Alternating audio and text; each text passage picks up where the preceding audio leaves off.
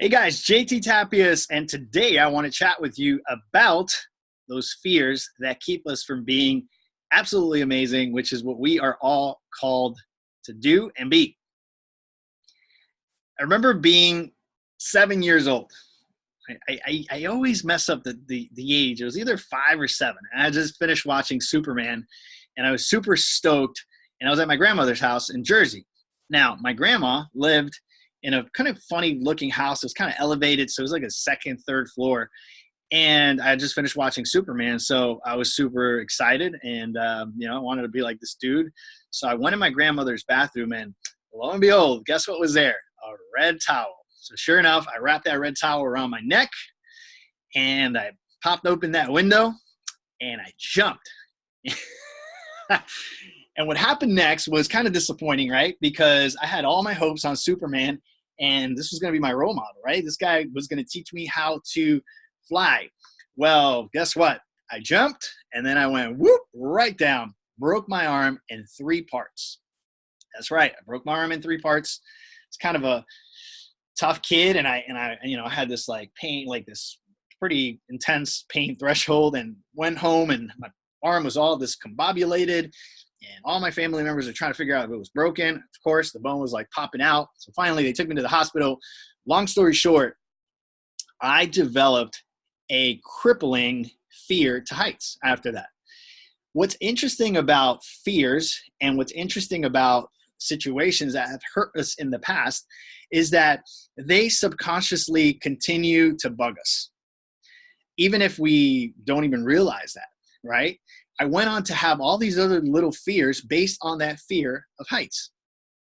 I only realized that when I was probably 22 years old that I had, number one, I knew I had a fear of heights. I went to the Catskill Mountains one time with my sister and freaked out the whole time while I was there. I couldn't go on, I couldn't go over bridges. It was just like all these different things. But on top of that, I became fearful of school. I became fearful of learning. I became fearful of interacting with people. I had all these fears, and it was all it all stemmed from that big fear that was subconsciously messing with my brain.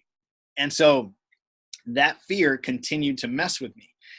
One other area, which I think is really interesting, is we have this tendency, we've all been hurt at one point, either in a relationship or a friendship. We've been betrayed. And whenever we get hurt, we tend to remember all those other hurts, right? All those things come back to haunt us, but we don't even realize that. And so then we start putting a shield, a mask, in our interactions. We protect our heart, and we just become different people. We're shaped by that environment, by that situation. Well, the same thing happened with this actual fear. And so one day, after a lot of reading and a lot of researching on how to get over this stuff, I realized that my biggest fear was heights. And so I wanted to face that fear. So I was in Acapulco, and there was a pendulum. There was a human pendulum that went from one building to the next. And I wasn't ready to jump on myself, but I was with 3 other buddies, and in Mexico, safety is not a priority. Fun is. So they said, hey, you guys want to jump together? And I was like, if you guys do it, I'll do it. And so the 2 other guys that were with me were like, yeah, let's do this. And we jumped, right? And I remember going up there and walking up those stairs, and my body was just trembling. And all these things are going through my mind. And, oh, my God, what if I die here in Acapulco and my family's going to have to come and get my body and blah, blah, blah, blah, blah, blah. Well, I jumped, right? And it was the most amazing experience ever. I came down from there, and I'm like, I'm ready. I'm ready to skydive. I'm ready to – anyway, long story short, 3 months later, I was actually in the Canary Islands. This is when I was playing soccer, so I was traveling quite a bit. And I jumped off a cliff into the ocean. That was even scarier because you had to actually catch – the wave on its way in so that you wouldn't hit the bottom and then, die. This is pretty scary thing, but I did it, survived that, felt great.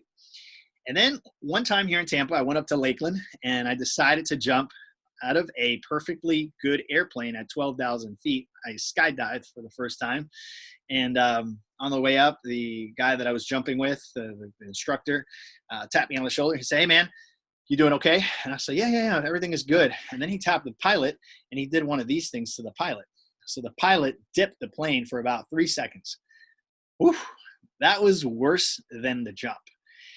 Long story short, jumped out of that airplane, and I can tell you that when I got down, I wanted to jump again and again and again and again, and I overcame my fear of heights. And what came after was pretty awesome. What came after that was basically I became fearless in a lot of areas. I started to develop in areas that I had previously had issues with, such as learning and retention and disciplining myself in certain areas. And, just the whole world opened to me based on the fact that I overcame that big fear. I call it the domino effect. When you knock out one of these big fears in your life, other things open for you in an incredible way.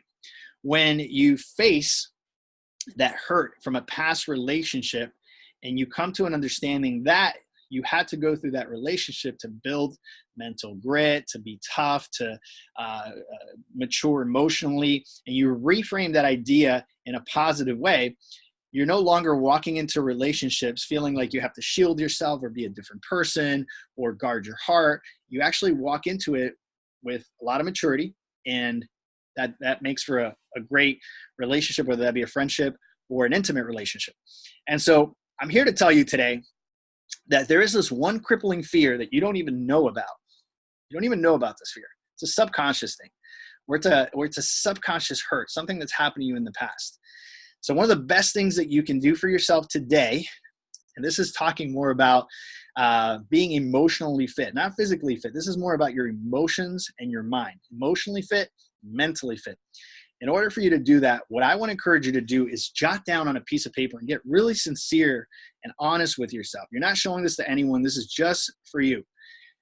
Ask yourself, what is the one thing that you absolutely fear the most? And if it's heights, go face that fear. If it's falling in love, I'm not going to say go out there and fall in love. I'm going to say start doing a lot of checking internally to see what it is that you want out of a relationship, so that when that relationship is in front of you, you can identify it and embrace that, not going in completely guarded, and being able to fully show up the way you were meant to show up. And so facing those fears, writing things down, saying, hey, this is the exact thing that I fear the most. And when you knock that fear out, it causes a domino effect in your life that causes you to thrive and to be more engaged in life, to get more out of life, to have more fulfillment, to have more joy. You show up in the world as a different person, the person that you were meant to be, without all those other situations coming around that are enabling you or just stopping you from being who you truly want to be. So we are way more awake, more joyful, more fulfilled when we're walking around in our true temperament, that temperament that God gave us. And we came here to overcome a lot and to fulfill a mission. I believe that. I believe we're all here for a mission.